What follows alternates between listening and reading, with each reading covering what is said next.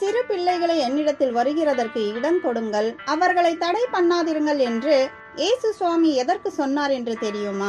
யூதர்களுக்கிடையே இருந்த ஒரு வழக்கம் என்னவென்றால், போதகர்கள் தங்களுடைய கரங்களை சிறு பிள்ளைகளின் மீது வைத்து அவர்களை ஆசீர்வதிப்பது ஒரு வழக்கமாக இருந்தது. இயேசு சுவாமியை பற்றி கேள்விப்பட்ட அநேகம் தாய்மார்களும் நோயுற்றிருந்த தங்களுடைய பிள்ளைகளையும் கீழ்ப்படியாமல் தேவனுடைய வார்த்தைகளை மீறி நடக்கின்ற பிள்ளைகளையும் அழைத்து கொண்டு அவர்கள் இயேசு தேவனால் ஆசீர்வதிக்கப்படும்படி அவர்களை அவரிடம் கொண்டு வந்தார்கள்.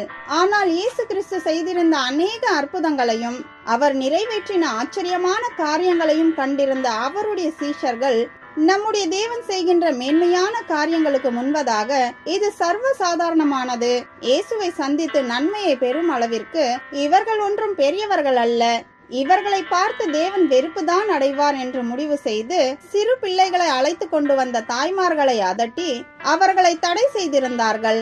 ஆனால் அவர்கள் கவலைகளையும் பாரங்களையும் புரிந்திருந்து அவர்கள் ஜெபங்களை கேட்டிருந்த நம்முடைய இயேசு ரட்சகர் சீஷர்களை பார்த்து, சிறு பிள்ளைகளை என்னிடத்தில் வருகிறதற்கு இடம் கொடுங்கள், அவர்களை தடை பண்ணாதிருங்கள், தேவனுடைய ராஜ்யம் அப்படிப்பட்டவர்களுடையது என்றார்.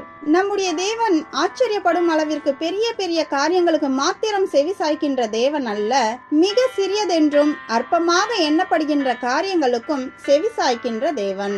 ஒருவேளை நம்முடைய தேவைகள் பிறருடைய பார்வைக்கு அற்பமாக தெரியலாம், ஆனால் ஆண்டவருடைய பார்வையில் அது மேன்மையானவைகள். அவரிடம் உதவி தேடி வந்த ஒருவரையும் அவர் புறம்பே தள்ளினதே இல்லை.